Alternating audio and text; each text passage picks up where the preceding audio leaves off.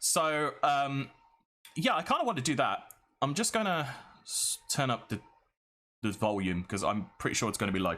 So, I'm just going to explain quickly what this whole VGC thing is with the London Corviknights. So, we were originally, when I originally started streaming, I very much was only really doing it to show off Crash Bandicoot.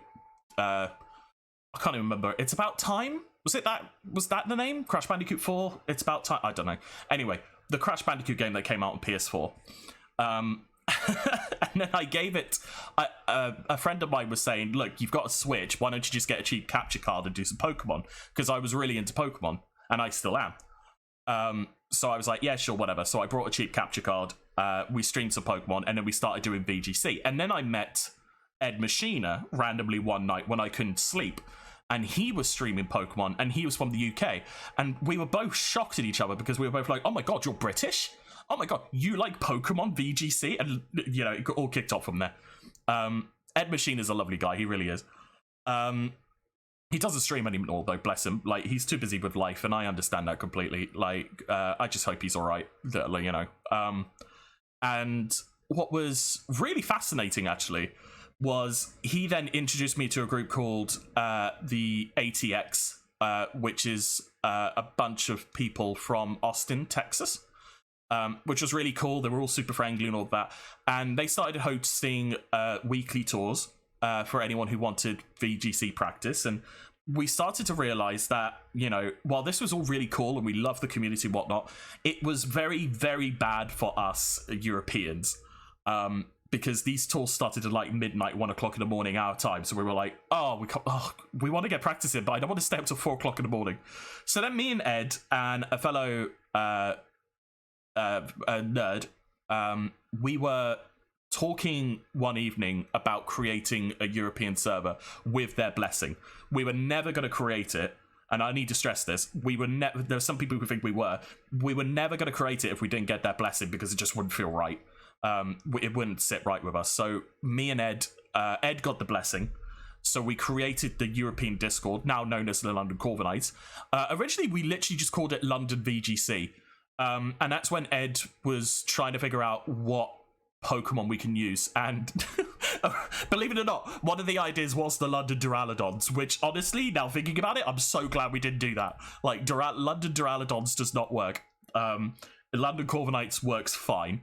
And I think this was at least 3 or 4 weeks after we created the London Corviknights, so we started to build the Discord up. That Ed was participating in one of the ATX's Monday Night Friendlies, which was just practice for people, best of 3 practice, but also practice for the people commentating. And actually, you know, it was a nice little mixture of, let's like get some practice in for the people as well as commentating. It was very interesting, very well, really well done, and very original. I should say as well. So original, we're trying to copy it, which we haven't got anywhere with, if I'm honest. Actually, no, we did. We have a layout. We just haven't figured out the nitty-bitty bits, which is really annoying.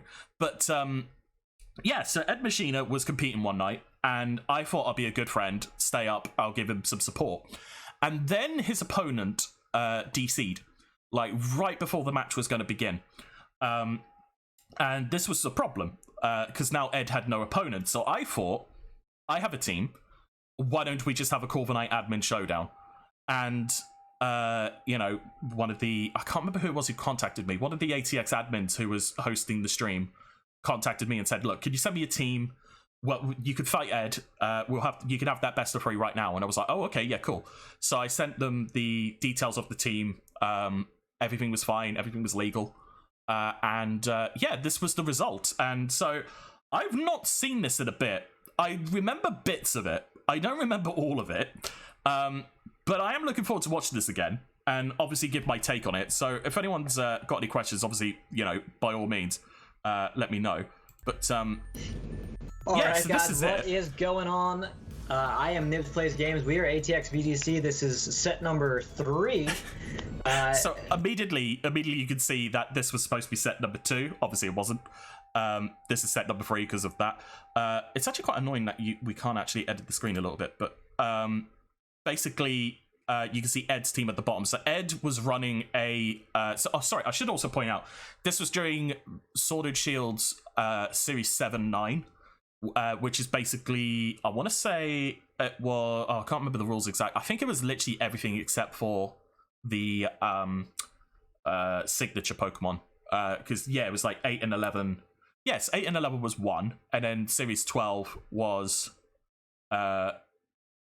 Series 12 was just pick 2. Yeah, no, that makes sense. That adds up. So Ed Machina was using a Sun team. So he was using G-Max Charizard, G-Max Venusaur, Torkoal, Grimmsnarl, Landorus, and Porygon 2. While I was using Stack Attacker, G-Max Blastoise, Grimmsnarl, Zapdos, Rillaboom, and Porygon 2. Which, I absolutely love the team. My team was a variation of Joey UX9's team. He was using a Registeel instead of the Stack Attacker, but I really just wanted to use Stack Attacker because I love Stack Attacker, and I got a shiny of it not long before this, so I thought, yeah, let's give it a go. I want to give it a go. I should also stress... Yes. No, I shouldn't stress that. I don't know what I was talking about. Sorry. So the people on the right here are 2 of the commentators from ATX, 2 of the mods. I think they're still mods now. I'm not too sure. Nips Plays Games and Roller Coaster. Roller Coaster actually got top 16 in the North American category for one of the Players' Cups. I want to say it was Players' Cup 2 or 3 even. It was either 2 or 3. But yeah, really talented VGC player. Ridiculously good. And... Nibs is just hilarious. Nibs is funny. Really good commentator as well, I should point out. But me and Ed have fought each other a lot during Sword and Shield, even before this, so we kind of knew what each other was going to try and do. So it really was interesting to battle them on like more of a bigger stage. On this sort of platform that we were given. And it was a heck of a lot of fun. It's Roller Coaster that's next to me once again. How you doing, Roller Coaster? We're back. We're back. I'm excited for it. So we do have what looks like a little bit of a change up. Let me know what the audio issues like. If I might add, as Iron Mac and Ed Machina are both a part of the London Corviknights, so we're going to see a little London Corviknight action here. Yeah. Once again, that's a fun Discord for VGC players. We associate with them. They're cool people. They run ladder tours and EU friendly times for people that want to participate in those. So definitely recommend checking out their Discord and joining them over there. They're very nice people. Yeah, we do see the call emote, and I feel like I have to do it. Oh yeah, I forgot they had a Corviknight emote. I feel like we have one. Okay, so these teams we got from Ed Machina's side, we have, you've seen it in like 1,000 different ways. It's a side Discord team. Plug, I know, what right? is kind of the staple in Series 7/9 of the main core. I'll post a link to the ATX in a bit. Torkoal and Porygon 2, and then in addition to. Actually, I'm not too sure if I do think they are still active. I'm not too sure. I know Nibs does like Christmas tours. On the ATX server. I will post a link to them anyway. If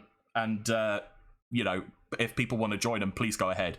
They are really nice people and they do deserve all the love that they get. I can't remember. Not so much right now at the moment. That's what I remember. But I know they're, obviously ridiculously busy people, but they are brilliant. Hey Kendra, how you doing? Welcome on in. How's it going? Also, Sweet, sorry, how are you doing, buddy? I hope you're well, mate. That it's Landorus, Charizard, and Grimmsnarl. Those last 3 slots can kind of change up based on the player, but I don't remember my lead for this. Porygon 2 is a very powerful combination. Yeah, to me that just spells like I had very much success with this team in Series 8, and I want to bring it over to Series 9. So it was Series 9, that's what we were in. That is something very, okay, very now I remember what was there. Iron Mac here is using Stack Attacker, Blastoise, Grimmsnarl, Zapdos, which we know is a very powerful duo there in Grimmzap, Rillaboom, and Porygon 2. Yeah, the Grimmzap Rillaboom's a very good combination. Sometimes with a Heatran, strong water type, Lapras for some people. And it's just a good pairing of Pokemon. I do think it looks like Blastoise is going to have to put in a lot of work for this, though, because the Charizard and the Torkoal are very scary for stuff like the Stack Attack and the Rillaboom and even the Zapdos. Yeah, so for our leads here, it does look like Ed Machina here is going to lead with the Grimmsnarl plus the Landorus, which we've seen run kind of rampant, I would like to say, around Series 9. And on the other side for Iron Mac, it's going to be that Blastoise and that Grimmsnarl as well. Oh, here we go. Are getting... oh, God. Stay with us, roller coaster. Okay, roller coaster. Gasoline just got caught in my throat. Don't worry, I'm not dead. The random choke.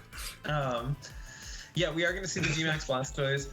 Very often carries ice moves, so potentially just trying to nuke that Landorus right away, but the Landorus is deciding not to max, maybe just going to U-turn to reposition or something like that. It is in fact the U-turn into the Grimmsnarl. Oh, I remember now. Oh, this could even be like a double up into the Grimmsnarl, not really prioritizing the screens, because we saw the light screen go up on Ed's side, but Iron Mac did not go for anything, so presumably a Spirit Break. Yeah. I don't know exactly how I feel about this switch in here as not great personally. I was gonna say Hailstorm is probably the coverage move that you're gonna switch in for if you're Ed. I mean, you don't want to take it if you're Landorus, but you still certainly don't want to take it if you're Venusaur. Yeah, if that was a max Venusaur, it would have been totally fine, but yeah, I don't think Venusaur super appreciated taking that. And now one of the probably main max options that you have is taking a lot of damage. I imagine look this at that. next turn. Right. Yeah. Oh my. So I remember this bit. Hello, Joker. How you doing, buddy?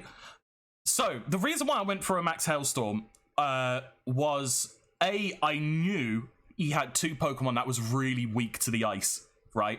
Him bringing out Landorus just gave me a massive opportunity to do so, and I thought even if he brings out Torkoal, I'm taking away the sun. Right.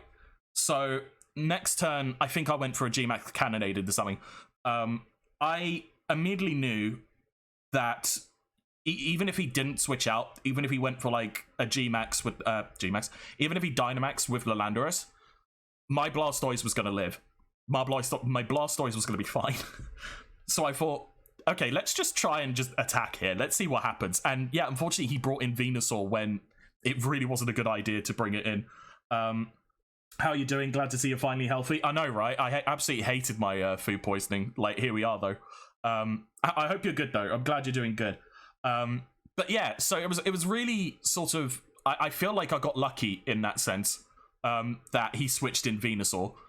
But I did feel as though my position was strong. Like, even if he brought in the Torkoal, that sun was going. So, even if he switched out Grim, a G-Max Cannonade was going to hit something.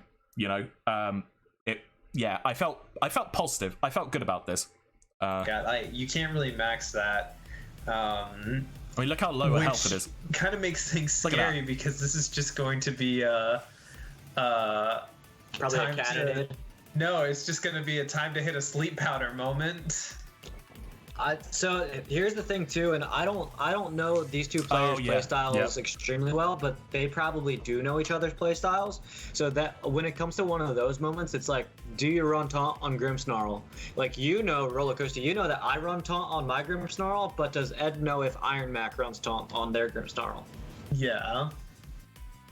And I used taunt. And there it is. Taunt! Yeah. This is a really great couple of turns for Iron Mac. Me and Ed absolutely loved running taunt on Grimmsnarl. We loved it. We didn't care about Thunder Waves. We were using taunt like forever. It was taunt. Oh, Grim. but it's going for Leaf Storm. Oh, and it dodges. Okay. Again, well, that's lucky. Even better. I don't think that Venusaur is a Life Orb or anything. Obviously, the miss does matter in the sense that, like, there was a lot of damage that you could have gotten on the board, but didn't. I'm not entirely sure if it would have one-shot. It definitely would have done a lot. Now, there's great damage on this Torkoal. Venu's gone. Grimmsnarl's taken a lot of damage, too, and now Landorus has to worry about an ice move. Yeah, about that. Yeah, that ice move's got to be coming from what I would expect to be an ice beam. And I don't think this Landorus is going to see much action until this Blastoise is no longer Gigantamaxed, which is running fake tears. Probably very good for Ed in this situation, but also getting super late and getting very much residual. How did I not that? Wow. In here, what is creeping up to be the late game, as we do see Reflect get set up there. And a light screen on the other side of the field, so a whole bunch of Grimmsnarls doing their thing. We love doing our thing. Yeah. Ooh, and a Max Steel Spike. Yeah, so I went for Max Steel Spike. I should have gone for another Max Hailstorm to get rid of the sun. Very stupid of me. But Max Steel Spike is based off a Flash Cannon. I can't remember what exactly it was for. It just sounded good. And obviously boosting up my own defenses for later on. Actually, that's really cool tech. They're usually based off of Flash Cannon there. Now, Torkoal, like, even with the sun, I don't think there's any kind of damage they could be doing to this Blastoise behind a light screen. Will likely fade to the Cannonade in the next couple of turns. That's really good for Iron Mac, because now with the +1 defense, you can set up a Reflect and just Ice Beam that Landorus, and I don't think it's going to one-shot, but it's going to do a good chunk of damage. Yeah, I mean, what do you do here if you're Ed in the late game? I mean, you're down to your last 2 Pokemon, and I think there's still at least 1 turn left of residual damage from the Blastoise, from the Cannonade. There might even be 2 turns left, which means this Torkoal can't even afford to protect 1 time. Only living there at 13 HP. It's looking like the end here for Ed, unfortunately. What do you think, Rollercoaster? I think this is just a moment where you need Landorus to kind of carry you as much as they can. I think you have to ignore Grimmsnarl and just go after the Blastoise. I don't think you can afford to take that Ice Beam. And just getting something like a Quake so that you take it as well as possible and then can in-game the Pokemon in the back. But honestly, if there's something like a Porygon 2, I'm not entirely sure if Ed can pull it back because of how bulky it is and how well it in-games Pokemon. Yeah, I think if you're Ed, you have to crit through that Quake into the Blastoise to guarantee your KO, and I don't even know if that guarantees the KO. I love Grim. But I do know that Torkoal goes down, and hopefully Iron Mac has something special in the back where you can, so the Airstream doesn't do. I wish I remember what I had something special in the back. I don't remember. I want to say Zapdos, actually. That stab, and I think does even more than, if not the same as. Okay though, but it's Blizzard. And it actually hits the Landorus. See, if I actually went with Max Hailstorm the turn before, I would have hit both of them, and it wouldn't be a problem. Torkoal wouldn't have hit me for damage later. Like, looking back on it, it's really silly that I did go for the Max Steel Spike just for the super effective damage. Hailstorm would have taken out the Grim anyway. I'm kind of surprised he's running fake tears though. I wasn't expecting Ed to run that. That is really unfortunate. Yeah, so we do see Heat Wave come out, and the Grimmsnarl actually gets the dodge, so the not very effective move goes into the Blastoise and just barely hangs on. If it was a little bit higher of a roll for the Airstream, I think you're in a better position. But as I mentioned before, this Torkoal is now going to go down to the Cannonade. Yeah. Sweet makes a very good point, actually. The Steel Spike might have actually made me live the Airstream, so yeah, Reflect was up, but I guess, Landorus is so powerful anyway, right? It's more of the ifs and maybes, right? Cannonade chip takes care of that. It's going to put Landorus at about half health at the end of this turn.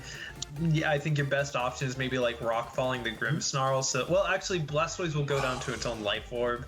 So maybe just go for the Grimmsnarl this turn. But like I said, if it's something like the Porygon 2 in the back, I don't think Landorus wins that 1v1 at the health that it's at, even if it gets a bunch of special defense boosts. And even if it's just something like the Rillaboom, I think the Grassy Glide will just take it out before it can do anything. So this looks pretty done for at the moment in my eyes. Yeah, I do think, like you said, the Blastoise is going to go down. If you're going to do anything, just go for a Quake into the Grimmsnarl, and it looks like Ed did actually go for that. So you get the KO into this Grimmsnarl. I'm pretty sure it happens even through screens. Yeah, there's no chance. Yeah. And then as you mentioned, this Blastoise goes down to Life Orb Recoil, and that gives you a chance to hopefully still get some sort of a KO. Never count Landorus out. From the Landorus. It is going to be Muddy Water. That's not going to do any damage. Was I trying to do an accuracy drop? So probably best case scenario there for Ed, rather than seeing like an Ice Beam or something. Yeah. Again, like pretty unfortunate that Blizzard connected, especially after you miss the Leaf Storm. That's always, RNG not going Zapdos the way that you want it to. Zapdos and Rillaboom are the last ones. I think you have to Airstream the Rillaboom and then just try to Rock Slide your way to victory. I think this is the most of the bad options that Landorus have for like what he would have to end game. I think this is the best outcome. I think the only better option would have been Stack Attacka and then forgetting to bring a fourth Pokemon. Yeah, I think Airstream is definitely the play. I don't think Flutterby is going to be enough to get the KO into Rillaboom, but I think that Airstream definitely does, and then that, as you mentioned, that allows you to outspeed the Landorus. I mean, you're forcing your opponent to go for either a Protect or a Hurricane in the Sun, which is horrifying, and double Protect kind of just guarantees you the match there. As Iron Mac will just be free to go for a Grassy Glide next turn, and it should be at low enough of a health that I think that that'll just end the game. Yeah, I'd say that even with the Reflect Up, if the Rillaboom has something like a Miracle Seed, which seeing that it doesn't have a Assault Vest because it just went for Protect, usually means it has a Miracle Seed or Rose Incense or something to boost the power of those Grassy Glides. Even with the Reflect, I'd say that Landorus is probably in range. Even if it wasn't, it can't Protect to stall out Grassy Glide. It can't Rock Slide first. I think you just have to hope that your opponent forgets that they have Grassy Glide and get a million flinches.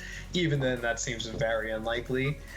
So I can almost guarantee you Roller Coaster, and did I cut you off? I'm sorry if I did. No. Keep going. So one thing that a lot of you may not know about, and I'm sure here. Let me see. There is 26 at least 26 of you here in chat right now. So I guarantee you that there's at least one person that does not know this tech, and I found it out the fun way. Yes. So if Ed opted to go for Fly with Landorus and it didn't just get KO'd by the Rillaboom, Iron Mac could opt for Hurricane with Zapdos, and it'll still connect even if it's in the sky. I did not know that. Yeah, I knew that Thunder worked, or I'm pretty sure Thunder works that same way. I had no idea that Hurricane did. I saw that for the first time on your stream, and I was like, fun. That was... Yeah, so that was game one. I definitely feel as though Ed got a little bit unlucky. I feel as though I actually did pretty well that first game. Like, him giving me the Venusaur to start with without Sun did feel great. He should have led with Venusaur and Grimmsnarl rather than Grimmsnarl Landorus. Because, it doesn't matter what he brought in. I was getting rid of his weather one way or another. But I feel like I was very, very lucky to dodge that Leaf Storm as well. I don't know whether I would have lived the Leaf Storm, actually, from Venusaur. As you probably see in a bit, for anyone who wasn't here at the beginning, it is running Cobra Berry, so it's like a slow, bulkier Venusaur. I definitely felt as though we did pretty well to kind of get rid of his early threats. Landorus obviously is Landorus, so I was kind of glad I had Rillaboom in the back to just get that Grassy Glide out of the way. Otherwise, it would cause so many bloody issues, even through screens. But obviously, this is only the first match, so I can't remember how the rest. No, I don't actually remember what we did with game two. Yeah, so you were watching my stream, and I was counting myself out. I'm like, man, this stinks. Like, moving on, whatever. I'll take this set loss. I was down 0-1 at that point, and my opponent was just going for the Fly to dodge the attack and then KO me on the next turn because it was 1v1 Landorus versus Zapdos, and I was like, you know what? Like, do I click Heat Wave? Do I click Hurricane for the fun of it, though it can miss? They're probably just going to click Fly or Rock Slide, and I just lose. They clicked. It was actually Yano Can, who is a LRL member, and he clicked Fly. I clicked Hurricane, and we went to game 3. Oh, Blastoise's last burn. Interesting. I would like to point out something. Obviously, that Leaf Storm miss was now. very unfortunate for Ed Machina. Put a lot of momentum in Iron Mac's favor, but I do think that it was not the best call to switch out the Landers into the Venusaur for a potential Hailstorm. Even if you're worried about something like the G-Max Cannonade going in something, I'd say that like Torkoal in the sun with a light screen will like eat it better than Venusaur will eat a Hailstorm, and also I think you can afford to take the HP on Torkoal more than you can on Venusaur. Mm-hmm. Yeah, I would agree as well. It's very hard to kind of decide what to use exactly in a Sun team. Like, do you just, like, your opponent is obviously going to try and counter Sun, right? And Venusaur is a strong part of Sun, even though it's not a fire type. I mean, it gets chlorophyll ability, and it very much that does good things for it.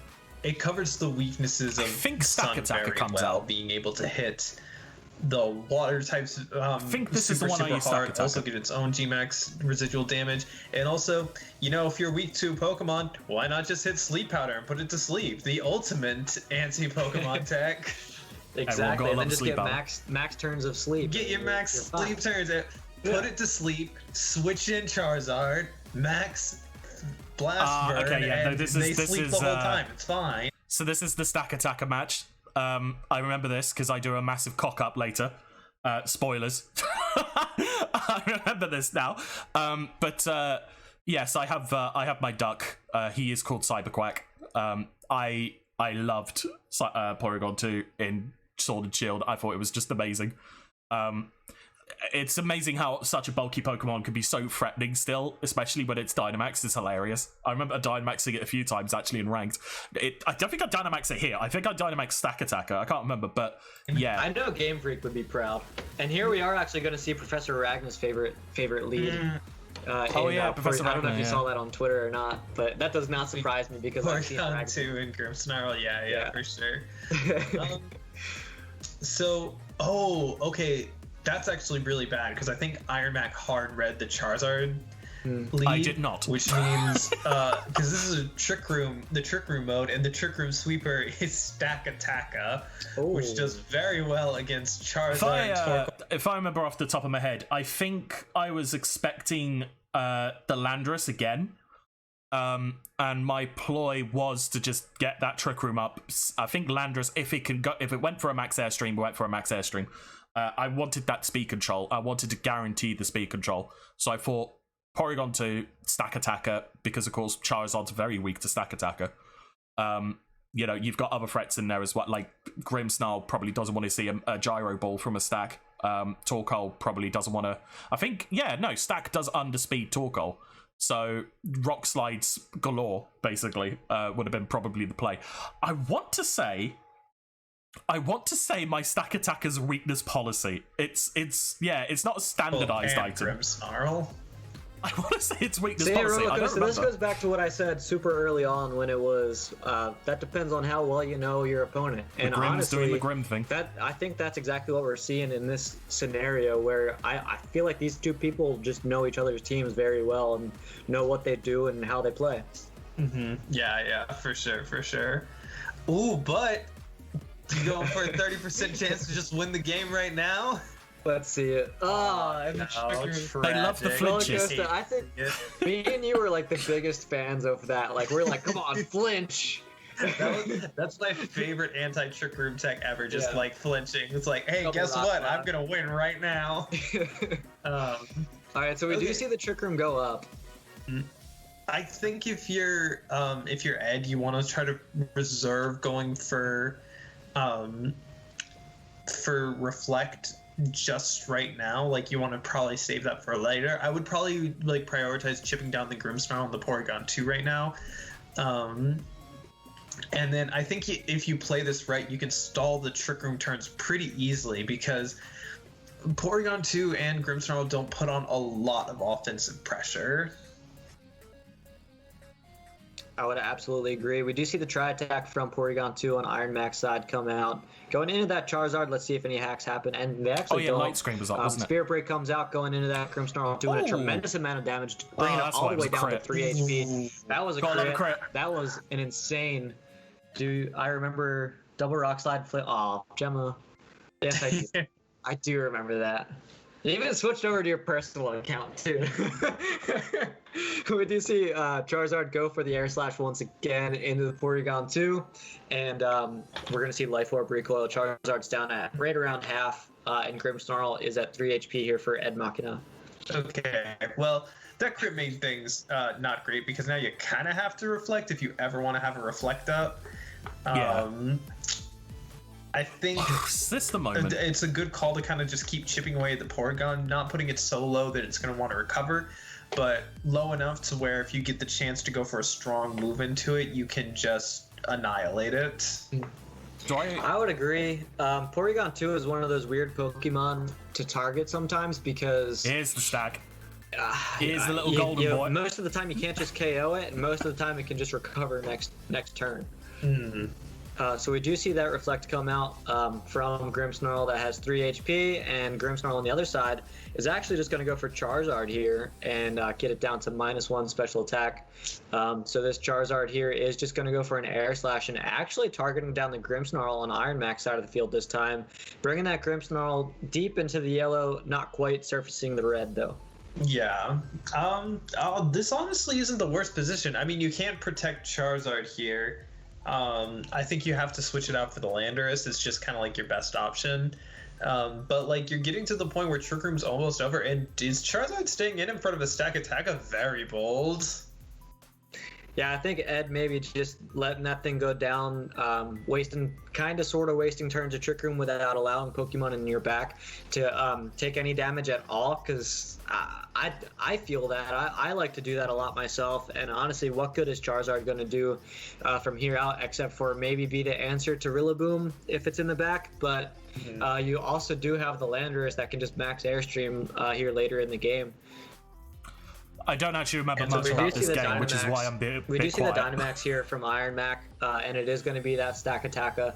I wouldn't doubt if we just saw a Max Rockfall come out going into that Charizard slot. Switch out Grim instead of Porygon 2. From Iron Max, Grimmsnarl, and Fake Tears going into that Stack Attacker. Let's see what we see next. Oh god, I'm so scared. Oh, they do get the read right, and it's into Charizard. So no, they did not get the read right. Potentially reading the classic ally switch Charizard. I wanted the defense boosts. So we see the beast boost. Let's see if it's going to be the attack stat or it is going to be the defense. So it's a body pressin Stack Attacker. I remember that. Yeah. The thing is, Satorkle comes in here and it gets rockfalled. I think the speed dynamic's going to be really important here, because if that is not a min speed stack, I'm just going to tell you straight up right now, the reason probably why I lost this, I love shiny Stack Attacker. There's a reason why I put it in this team. It was supposed to be Registeel, but I put Stack Attacker in instead because look at it. The reason why I lost this probably is because I forgot to check how many turns of Trick Room I had. I was very certain I knew how many turns I had. The other thing I don't quite get is why did I switch in Stack Attacker for the Porygon 2? I should have switched out Grimmsnarl for Stack, but you know, we all make mistakes. See how the rest of this plays up. It is not going to want to take an Eruption at -2 and potentially -4 special defense. Absolutely, and we do see actually Torkoal maybe being bait for something of a Rockfall or even a Quake, depending on the spread here for Stack Attacker, because it does get high horsepower. It is a horse apparently. It is a horse. That is very clearly a horse from another dimension. Alright, so Grimmsnarl does get switched out for its replacement Porygon 2. Intimidate does come out, mind you, as well, from the Landorus going into the Stack Attacker. I think that brings it to... Is that -2 now? Has that been intimidated twice? It's only been intimidated the one time. Okay. Yeah, so it's going to be a Rockfall. That was really good play. Into that Landorus, doing... I think that's quite a bit of damage considering it's intimidated. For -1 and behind a Reflect, a neutral hit, I'd say that's very respectable. Ed did really well there. And now Grimmsnarl goes down to the Sandstorm. Yeah, because the dimensions are now back up. Your best bet is that Stakataka is not slower than your Torkoal. You get off an eruption, and then like a quake into the Porygon 2. Oh, we balls this Well, up. you gotta think that the Stakataka could potentially go for a max guard, and the Porygon 2 could potentially be trying to reset that Trick Room here. If I'm Iron Mac, I'm pretty fearful of my Stakataka going down in this situation. What do you... Petrified. Yeah. I mean, Stakataka, I would imagine, is under quite a lot of pressure right now. But on the same side, like, it's also putting in a lot of pressure. Like, honestly, Torkoal doesn't want to take a rock fall, and it's not going to want to take a body press after that. I was gonna say, honestly, really you don't stupid. even need to max, but like at the same time, you kind of do. Yeah, so we do see that max guard come out from Iron Mac. So being pretty defensive there, trying to make sure Trick Room goes up, and Stack is once again the slowest / fastest thing on the side of the on the field. So we are gonna see. There's no way Porygon 2 lives this. There's a light screen up. But I got the flinch! Yeah. Oh, wow. Let's go, roller coaster. Yeah. That flinch. That's why you don't max. Okay, now I think you can Airstream P2, and just, like, Airstreaming should take it out. An Eruption should kill Torkoal, or should kill Stakataka at -4 special defense and single target. We even know that it has the Earth power. That flinch is really, really huge. Change the whole dynamic. Now it's definitely where you're trying to take the momentum back on your side of the field if you're Edge Machina. You did fall back here a little bit where Iron Mac had all that pressure going forward and all that momentum going their way. But I think getting that flinch there really starts to overturn things where you haven't even gotten a Dynamax off yet if you're Ed Machina, and now you're getting into the late game and both of your Pokemon are still at a reasonable amount of health. So we still have very much a game here going, and I think you're right. For sure. This is a huge momentum shift. And this is kind of like the weakness of Trick Room, right? Like when you're more than likely moving second, you're more prone to get hacked and stuff like that. I would absolutely agree. We do see the Max Quake come out from the Landorus, boosting the special defense, doing a tremendous amount of damage into... Oh, I am weakness policy. What is a weakness policy Stakataka? Oh my goodness. So it's now a +1. We're going to see Ice Beam go into the Landorus. No freezes in the sun.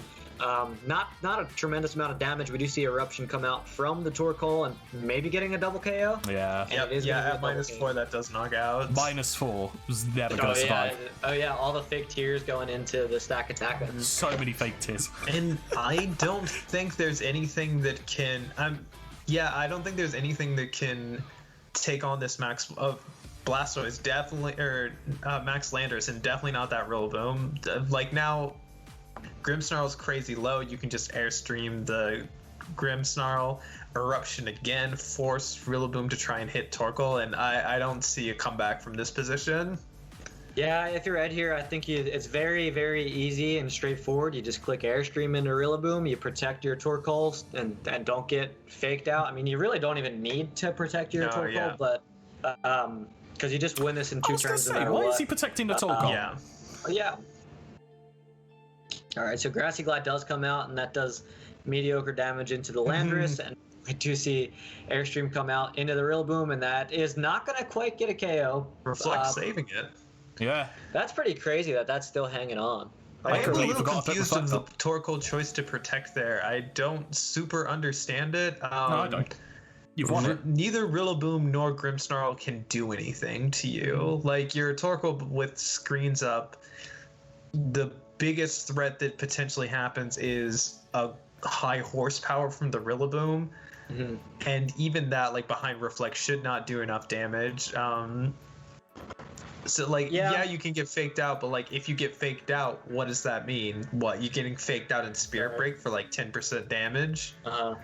Yeah, see, like, just took out Landover. You're just allowing the Landorus to sweep your team in that case. And you're right. Yeah, We see 2 Grassy Glides go into the Landorus, and that's enough to take it out. But, I mean, even a Spirit Brick going into the Torkoal here, I don't think it's going to be enough. Yeah, that's chip damage. It does get it to -1. Sure, Eruption is going to do a little bit less, but it's going to do plenty to get the KO into both of these Pokemon in the sun. So, guys, if you have the emotes, go ahead and Sam the Game 3 emotes, and we are getting free Pokemon once again in this set number 3 of the night. That is between Ed Machina and Iron. Yeah, so obviously the flinch ruined my life. The flinch ruined my day, rather.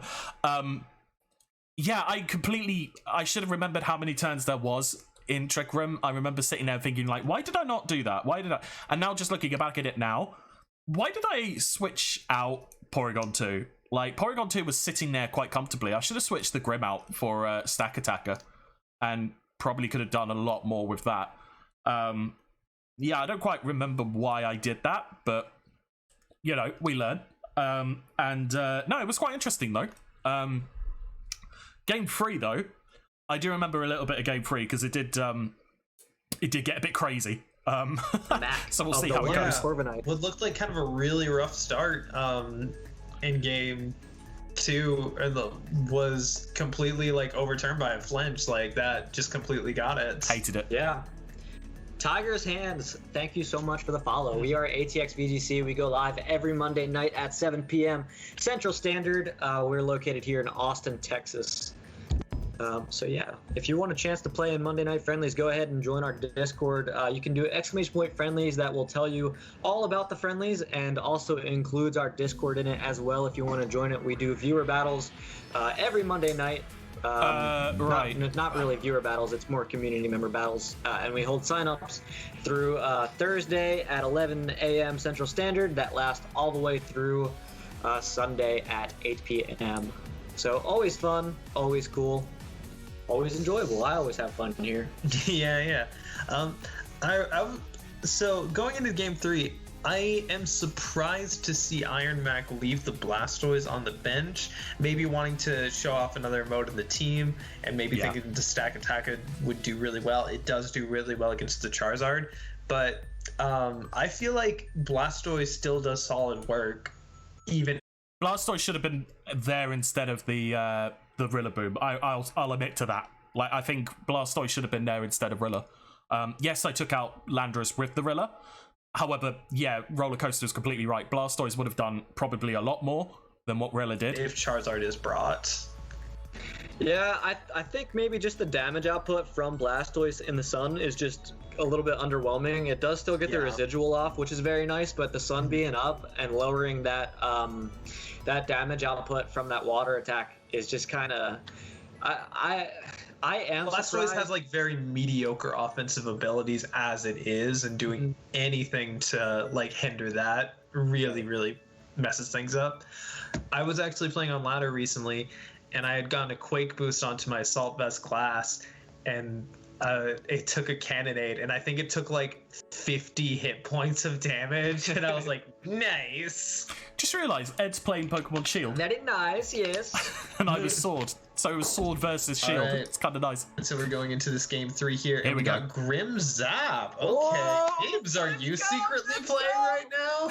Let's go. I am currently in London. And I am Iron Mac. I am so excited. Grim Zap is a really good lead, though. You know that the Grimmsnarl has Taunt, so I feel like you never Sleep Powder here. But at the same time, like, what else can Venusaur do to pressure this Zapdos?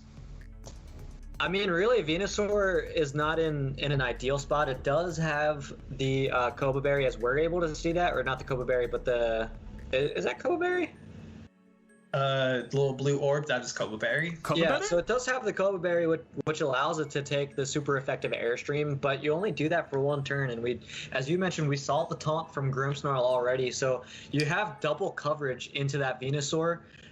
So if Venusaur stays in, it's probably only to get residual damage off into Dynamax, and to purely just Vine Lash into this Grimmsnarl. Yeah. Also, Life Orb was on the Blastoise, so there's a solid chance that this Zapdos is safety goggles, I think. Yes. That's a really good point, too, because honestly, I wouldn't have noticed that. Most Zapdos are going to be Life Orb, and that is probably... Life Orb or safety goggles, I feel like they're the two items you could put on there. There we go. Maybe you opt for... Because I feel like the mentality is like, if you're putting a Sharp Beat or an Expert Belt, why not just put Life Orb? Yeah. Like, I feel like it doesn't change the damage output that much because Zapdos is so strong. Like, Life Orb really pushes it over the edge, but like the small... actually, Zapdos is really strong, isn't it? It's ridiculously strong as a Pokemon from generations ago. Like, and it's also very, like... It's interesting. I love the fact it's electric flying, but it's got access to Heat Wave, and I never thought that was going to be possible. Boosts that those don't really do enough. Right. Yes, we are going to see that Vine Lash come out from the Venusaur after Torkoal switches in, and that is going into Zapdos. That still did a decent amount. Not doing a whole lot of damage, but as I mentioned before, it is setting the Vine Lash, which means that now we're going to see residual damage come out for the next, 4 turns, Roller Coaster afterwards? Yes. Good 4 turns of Vine Lashes.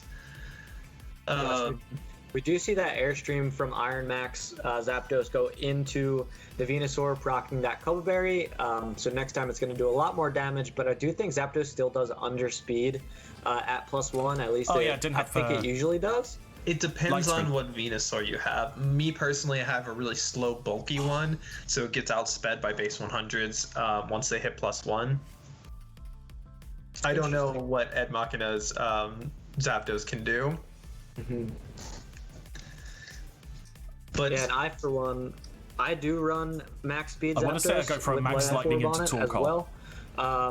So I will tell you most of the time I do have to Airstream twice in order to outspeed Venusaur.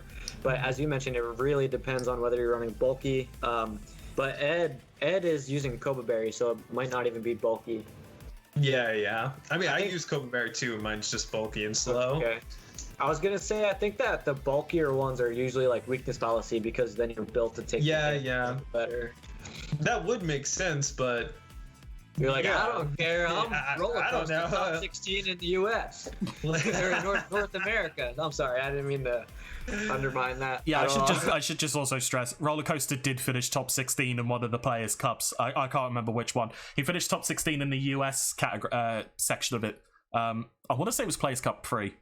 No, it's all good, man. I like this play right here, though. Going for the Max Lightning and not going... Oh, we also just saw that Zapdos is faster than the Venusaur. Going for the Max Lightning so that outside of Max, Venusaur will not be able to put things to sleep.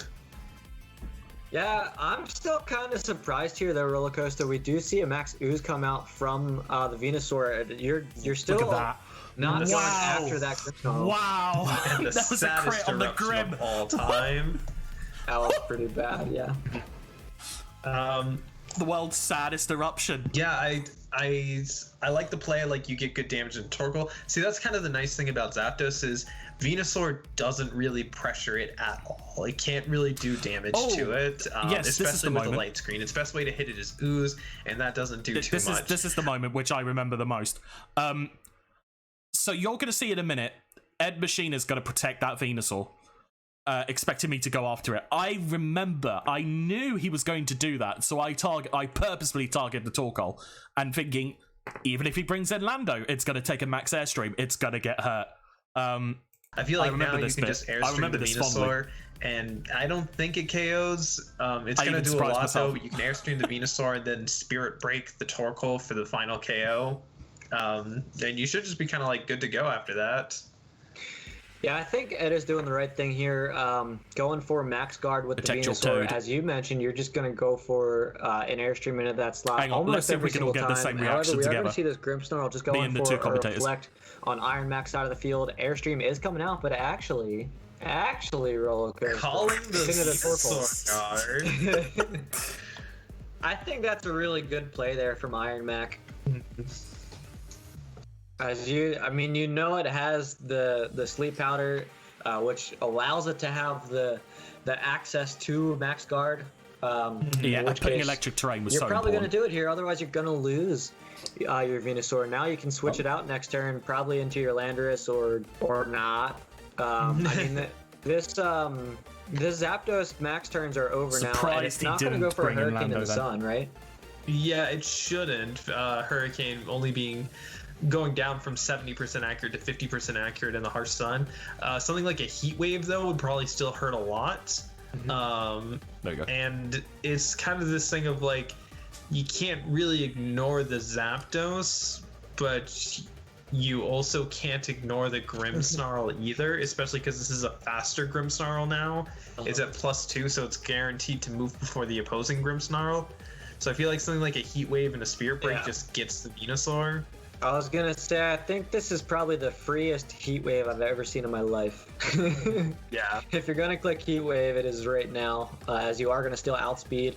Not quite getting the KO into Venusaur, however, and Sludge Bomb is gonna come out from Venusaur. That was sad. Still targeting down that Zapdos, and honestly, that's not a bad idea, as it is gonna just keep outspeeding everything.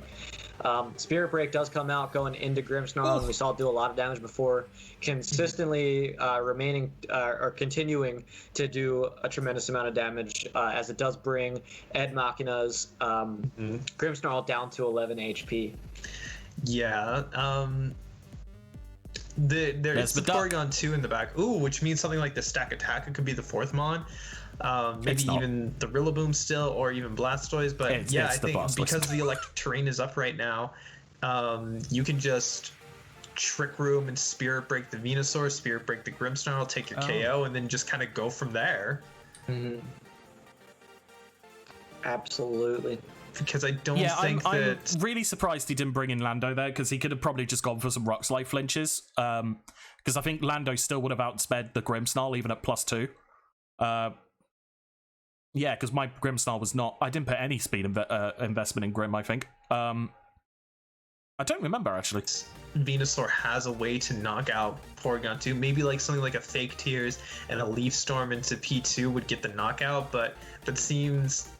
one, I don't think that KOs, but two, it's you're in a really bad position if you miss. I'm kind of surprised we didn't see Taunt come out from Grimmsnarl.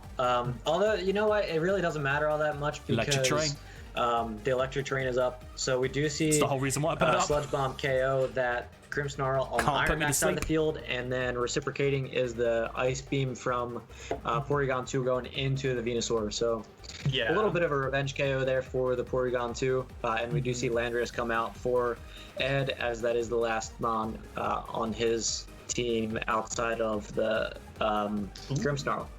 Yeah, and it's Blastoise, it's last too, so even worse, I think, for the Landorus. Now you can just Ice Beam. I don't know what the water move. Oh, it's Muddy Water. Yeah, Ice Beam, Muddy Water, I think just kind of seals this game up. Unless, of course, you get an insane amount of Rock Slide flinches. I would love to see that roller coaster. How would you feel if you want to just see like 3 straight flinches come in? I personally would love to see that. I don't think Iron Man would absolutely not. Okay, well, Rock Slide misses. I think that was this game, actually. that was can't flinch if you don't hit. Well, you can flinch the Blastoise still, or you can just dodge the Muddy Water. Yeah. Actually, I've noticed that. A ridiculous amount of dodges in this match. I made that sound... Oh my god, I sounded so posh then. Say British. Like, it's weird, like, in this best of 3, there has been a numerous amount of Pokemon dodging moves, and it's something else. The Landorus does actually a lot. I guess it's out of max down, the sun's gone. Spirit Break comes out into the Blastoise. I think, I don't know, like... It feels like you're kind of in desperation at this point because this Ice Beam's going to connect. It's going to kill the Landorus. And Grimmsnarl is very unlikely to win a 1v1 against any Pokemon, but definitely not a 2v1 versus anything. I don't know, Roller Coaster. I've seen some Grimmsnarls do pretty well. Some 11 HP. Well, the classic Fake Tears of the Blastoise. The Porygon 2 attacks it. Do it. If I knew he was doing that, I should have actually done that. Goodness. He messaged me. Just getting those style points with the Fake Tears coming out, and we are going to see a Flash Cannon. If Ed actually messaged me before doing that, I would have absolutely 100% attacked my own Blastoise just for a 1v1. Like... That would have been hilarious. Going into that Grimmsnarl, and that's going to wrap things up here for set number 3 of the night. Iron Mac able to pull away with the win, obviously, because Grimm's app was the lead for Iron Mac. I really enjoyed watching those sets. It's really cool to kind of see like all the different adjustments that they make. It's always cool to see the sets where the teams keep changing throughout and going through different things. I think we didn't see a different max each game. We did see Landorus max twice, but like really cool flexibilities of both teams. Well, we did see Iron Mac Dynamax more like last real week. tears. What's that? More like real tears is what Tread Mambo's saying. So we did see Iron Mac Dynamax the Blastoise in game 1, yeah. Dynamax the Stack Attack in game 2, and then switching it again to the Zapdos in game 3. So pretty cool, and we do see the. Oh yeah, it did do that. It looks like Adam Santaco's posing where that Greedent is.